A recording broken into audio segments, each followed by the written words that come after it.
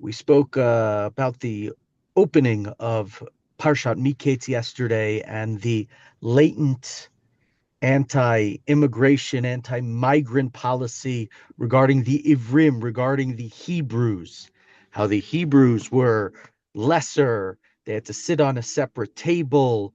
Yosef is right when the wife of Potiphar talks about the man who tried to rape her. She doesn't say this man tried to rape her. This Hebrew man, this Ivri tried to rape me. The same thing. I remember my sin, says the cupbearer.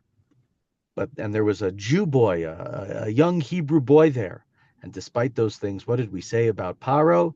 Paro, nevertheless, and this is in the second Ali of this week's Parsha, Parsha Miketz, Paro says, I don't care who your identity, I don't care your background, I don't care where you're from, you are the best man for the job. You deserve this position because you are the best, you understand God, you have a plan. And Paro says that about Yosef. And continuing with that, however, there is a question that we need to ask about Paro. Yes, Paro says, I've made you in charge of everything. But what does Paro do after that? What does Paro do? So this is from chapter 41, Parak Mem Aleph, Pasuk Mem Bet. It says, Vayasar Paro et tabato me'al yado. Paro takes off his seal, his ring. Vayitenota al yad Yosef. And he gives it to Joseph. Vayalbei shoto bigdei shesh. And he gives Joseph fine linen. Vayasem revid hazahav al tzavaro. And he gives him a beautiful a gold chain. Now, some of this makes a lot of sense because Yosef is now not just a prisoner. Obviously, he's not a slave anymore, and he's not just even an average, ordinary citizen, and he's not even a member of the royal court. Yosef is the second in command. Yosef is, as we talked about past, again, the story of Yosef goes from the guy who thinks the world revolves around him when he's a young, arrogant kid to the guy who the world does revolve around. And so he deserves to look the part, right? And this is, again, part of that theme that we talked about, the idea of clothing, the stripping off of the clothing of Yosef and the putting of clothing back on him. He once again here, he has, like his father gave him the beautiful Ketona HaPasim, here Paro is giving him the beautiful clothing. And he goes on, and Paro says in the next verse, Vayarkevo toba merkevet hamishneh asher lo. Vayikru lefanav avrech v'natano to kol eretz Mitzrayim. And what did Paro do? Paro had him ride out on a chariot. Right, it was the second command chariot, and people would call to him Avrech, right, like from the word Baruch of a blessing. You are blessed. And Paro placed him on top of all of Egypt. And Paro said to him, I'm on charge, and you're our number two. And in verse 45, what does he do? He gives him a different name, Tzofnat Paneach, the revealer of the secrets, different understandings of what that name could mean, but Safun means something that's hidden. Yosef is the revealer of those secrets, and he gives him an Egyptian wife. That's the daughter of Potiphar. Is this the same as the Potiphar? The wife of Potiphar tried to seduce him, and he marries the daughter of Potiphar. There's midrashim that discuss that maybe she had some prophecy about kids who would come from Yosef and their family, and that's why she tried to seduce him. Perhaps going back to the similar story that we have of Yehuda and Tamar, and she is right. She's given to Yosef as a wife, and you look at this, and this is really the question, and I don't have an answer fully to it, and I don't think that there is an answer. Yesterday I talked about, right, again, the Jews don't just become enslaved, and the babies don't just get thrown into the Nile River on day one. There has to be this hatred. They're right. The Nazis don't open Auschwitz in 1933. There is the Jews are vermin. The Jews are less than human. The Jews are a virus. Whatever, all the propaganda that happened in Nazi Germany, we have a similar notion here. Right? Yesterday I compared it in a sense to Jim Crow in America. The Jews, right? The Hebrews, the sons of Yaakov, Yosef's brothers, they have to sit at a separate table from the Egyptians because it's an abomination, are the words of the Torah, for the Egyptians to eat with the Hebrews. The Jew boy, the necessary, right? You say this person mugged me. You don't say this Hispanic person mugged me, this black person mugged me, this Jewish person mugged me. Why'd the person mug you? He didn't mug you because he was Hispanic or Jewish or black. He mugged you because he's a criminal.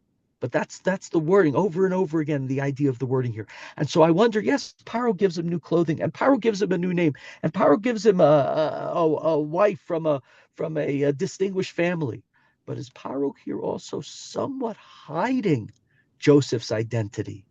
Is he saying, you're not Yosef anymore? Yes, I understand you're a Hebrew. I understand you're the best man from the job. And maybe it's for Paro's own security. Paro is the son of Ra, the son of, right? He's Ramses. He's born of Ra. He's from the god of the Egyptians. Is he hiding who Yosef is? Because you can't have a Hebrew as a migrant as your second in command. He can't be that person. And is that part of this question here, which I guess, sort of digs one level deeper, right? Yosef is in charge. Shouldn't that get rid of all the hatred of the migrants? How does that then generations later become that the Jews are enslaved? How are the Hebrews, how are these migrants enslaved? How are they accused of not being loyal to Egypt? Well, part of it might be that, yes, Paro accepts Yosef, but he doesn't accept him as a Hebrew. He knows who he is, and Yosef is going to invoke the idea of God and the name of God, and that's who Yosef is. But does Paro hide him? Does he say, nope, here's your Egyptian clothing? Nope, here's your Egyptian golden chain. Nope, here's your Egyptian wife. He hides. In a sense, you could argue that he hides who Yosef is, and by hiding him, allows that hatred of the migrants, of the Hebrews, of the other, to remain rooted in Egyptian society. It's like this comment I make that sometimes it's good when you have people who are anti-Semitic, or allow something like that, because at least then people will say their true beliefs. I'm not saying it's obviously not good, but say their true beliefs, and it will be out there, and at least there could be a discussion about it, as opposed to where it's sort of hidden underneath, and then all of a sudden it viciously roars out. Like the allowance of certain type of speech in this country, and speaking about people in a pernicious influence, a pernicious way. At least we know who our enemies are. We know who we have to, I don't know if we know what we can do, but we know that there is a job, as opposed to, for many years in this country, it seems like anti-Semitism is really on the fringes. People don't really hate us that much. And we know, unfortunately, you just have some not fun time on the internet and on Facebook, whatever, see people's comments, and you'll see that that's far from being the case. And so wonder here if that's part of what has happened, if that's part of what goes wrong with Egypt and the society, is they don't destroy it. You would think that Yosef would come, and when he's Yosef and he saves Egypt, you would think that would change the migrants. It's an interesting discussion later on, early on in Shemot. We say that there's a new Pharaoh, the one who comes and he enacts the decrees to kill the Jewish baby boys and the slavery. It says, "Vayakam melech hadash al Mitzrayim asher lo yadat Yosef," and there came a new king of Egypt who didn't know Yosef. There's a whole debate there in the Midrash, the Talmud. Does it mean that he really didn't know Yosef because he's a new king, or he's the same king and he just pretended they didn't know Yosef? What is it? But to me, the key word is, it says he didn't know Yosef. He knew Tzafna Paneach. He knew that there was somebody who saved his people, but he forgot who that person was. He forgot that person was Yosef. He forgot who. It was a migrant. It was an immigrant. It was somebody who was a wanderer, a stranger, an Ivri, the same word for Avraham again. When he goes from Mesopotamia to Israel, he forgets the origin, the history of who that person is, and how that person saved Egyptian society and enriched him or his father or his grandfather or whoever it was that saved Egyptian society. And so we have this question here, which I think is a really important societal question that the Torah is asking. And what did Paro do? And what are the long-term ramifications? And in our own communities, when you hear people speaking ill and speaking not nice of somebody's ethnicity, of somebody's race, we have to destroy it completely. It's not enough to sort of like push it underneath. We have one family of African Americans in the school that my kids go to. small school, one Jewish African-American family, and there was some kid who used terrible words about them. And I don't know if the kid's getting expelled, suspended, terrible thing. But I overheard a conversation that one of our shlichim, that maybe one of his kids from one of the shlichim's family might have used this bad word as well. And I overheard him saying to some of the kids, were saying, how could you do this? How could you do this? And he said, in Israel, it's not so bad. And, maybe I have a big mouth, but I turned to him and I said, well, we're not in Israel. And here, it's really bad. I'm not trying to toot my own horn. I didn't do anything so special in any way, shape, or form. Pernicious language, bad words, and then hiding, pretending who people are, allows it to fester, and then it can possibly, that's, I think, one of the key lessons in the Torah of telling us of all of this Ivri. But Yosef, he's not an Ivri anymore. And you don't believe me he's not an Ivri? Well, look at the end of the Aliyah. What happens at the end of this Aliyah? Yosef he has two children. And what does he name the first of his children? Vayikra Yosef et Shem HaBechor Menashe.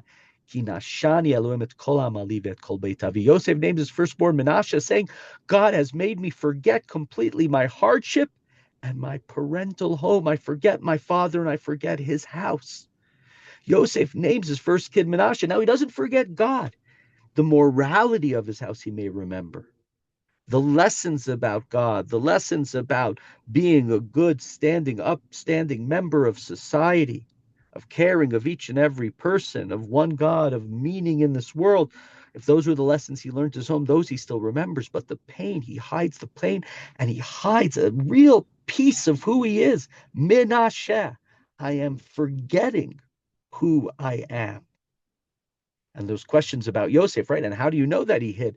Well, it seems that when Yosef's brothers comes down and they say that they're migrants, they say they're Ivrim, they don't recognize him. Now, it's time and place. It's not a big surprise, as we're going to get later on in the parsha. They don't recognize him.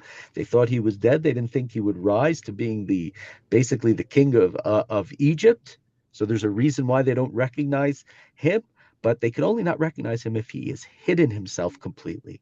He doesn't have that accent. He doesn't look the same way. He's not styled the same way. His dress is different. And a little bit of a sense that people don't generally know who he was. Obviously, we don't have the internet back then, newspapers that, Hebrew migrant from Canaan is now king over Egypt, that all of Egypt would have known about it. But somehow it remains a secret. It's not, people aren't talking about it. So his identity is hidden. Yosef hides an aspect of his life. He wants to forget an aspect of life. He wants to forget that pain. Ultimately, God's plan is that he doesn't forget that pain because his brothers come back to him. Let me mention one last thing about that name, Menashe. We have this name, Menashe, and later on in the Tanakh, we're going to have a person named Menashe as well. Menashe is considered the most evil of kings in the book of Kings, the son of Chizkiah. Chizkiah's son is named Menashe. And Menashe, it's a strange name that we think about. That name, Menashe, means I've forgotten my father's home. That's what it means here. And Chizkiah, who is a king of great religious values and ideals, and sets up this amazing Pesach, and even people from the northern kingdom, from Malchut Ephraim, are coming down to worship God. And he names his son Menashe as a very, very strange thing, because Menashe is this idea of forgetting who your father is, forgetting your family.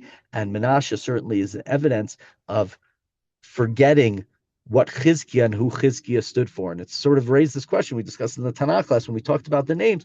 Are the names the real names of all the characters? Are the names, some of them, not their real names, but their names are supposed to identify who they are? Chizkiah, Chazakya, he brought strength to God. He was strengthened by God when he was surrounded by the Assyrians. Menashe has forgotten who Chizkiah was. So we see here with Yosef some of these questions and some of these layers about Egyptian society and this corrupt society. And of course, in many ways, and as we go through the Torah, we'll see this more and more, in so many ways, Egypt's society and the way it works and the values that it, or the values and the aspects of Egypt society will lay the blueprint for what the future Jewish society in Israel is not supposed to be. And so that idea of Menashe, that idea of hiding your identity, that idea of not welcoming the stranger, which we know so often it becomes a lesson in our Torah over and over and over again mentioned. We see the issues that Egyptian society had in that way and what became of it. And so the Torah here, I believe, is telling us that we have to remember the opposite. We have to understand, we have to see the lessons, we can see what goes in the wrong way from the way that Egyptian society operated. We will stop there.